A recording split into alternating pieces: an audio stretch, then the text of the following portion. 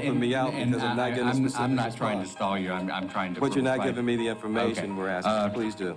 It was important to establish for the record the role of all of the players in this debacle of democracy.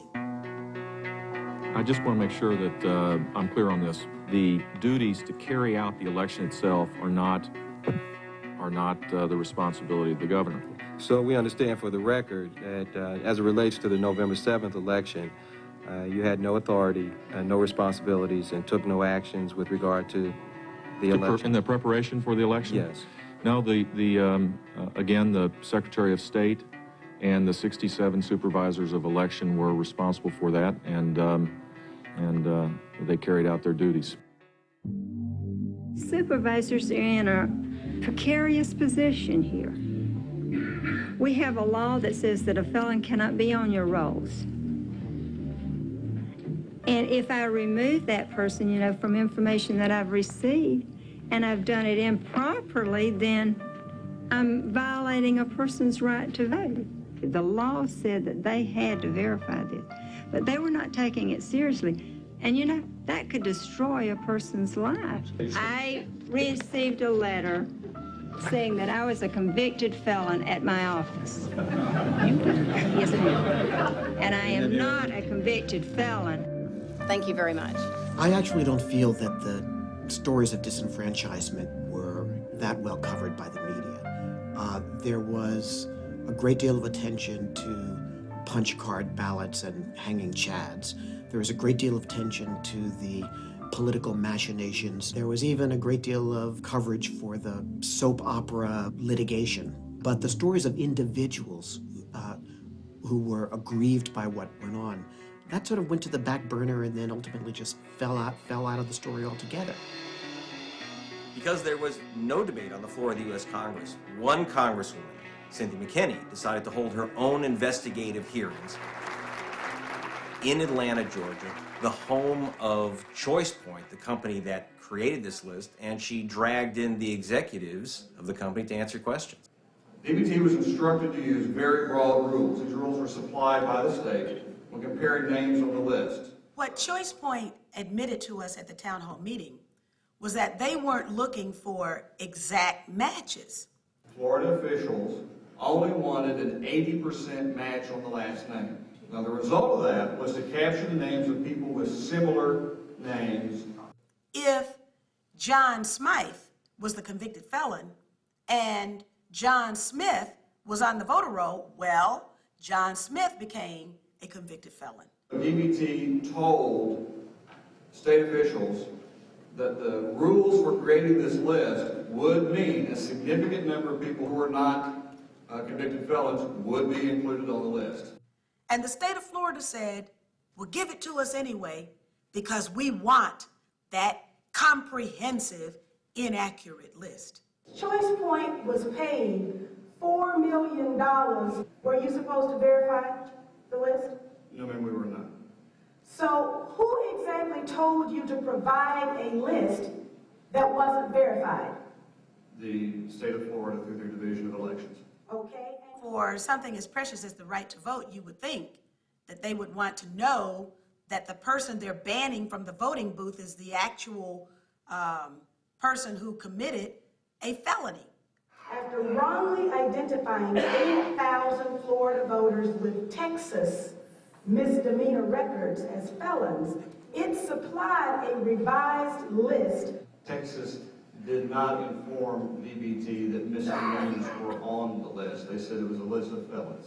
You got from the state of Texas a list of those who could not vote in Florida. Is that correct? That is correct. And who in Florida told you to provide those names? It was in the Division of Elections. I just want to make it clear to the folks who are in here, if you think you thought what you thought you heard, and you don't believe that that's exactly what you heard, well, let me make it plain to you that that's exactly what you heard. What you heard is that highfalutin folks in Florida and Texas got together and decided that they were going to devise a way to make a list that would deny black people in Florida the right to vote and therefore produce the result of a stolen election, which is what we saw now. I know I'm supposed to be nonpartisan when I'm in an official capacity. But it appears to me that that's exactly what happened. Florida was an apartheid election, a Jim Crow election. That's what happened. How do you make up for something like this? Do you, George Point, feel any sense of responsibility of what happened in Florida? When you have a situation like Florida, it tends to discourage people from participating. People start saying, it doesn't matter. Why should I vote? My vote is not going to count.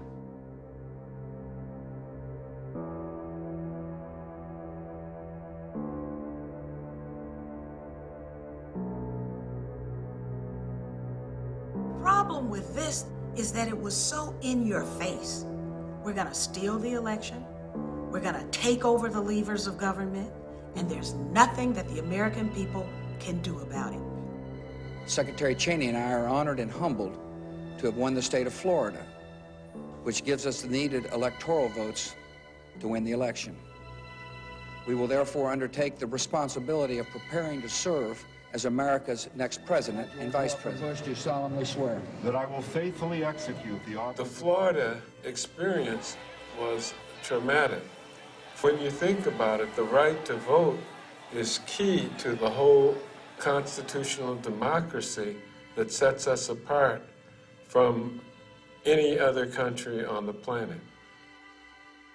Telling the truth about the 2000 election set me on a course to telling the American people all that they needed to know about this administration.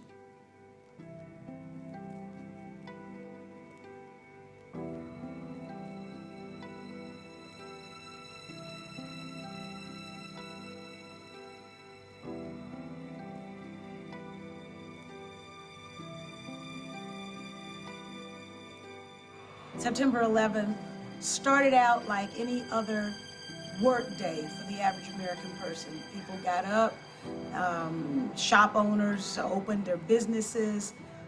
We all were getting dressed for work. Some of us were at work. Stores were open. And all of a sudden,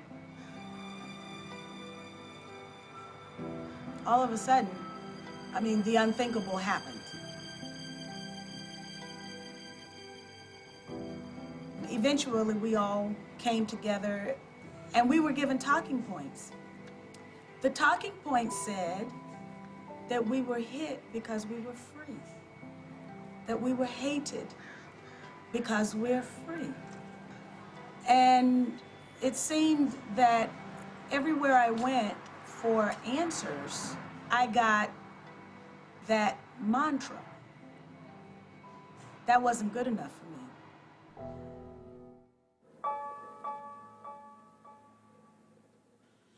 And I thought you'd be interested in this.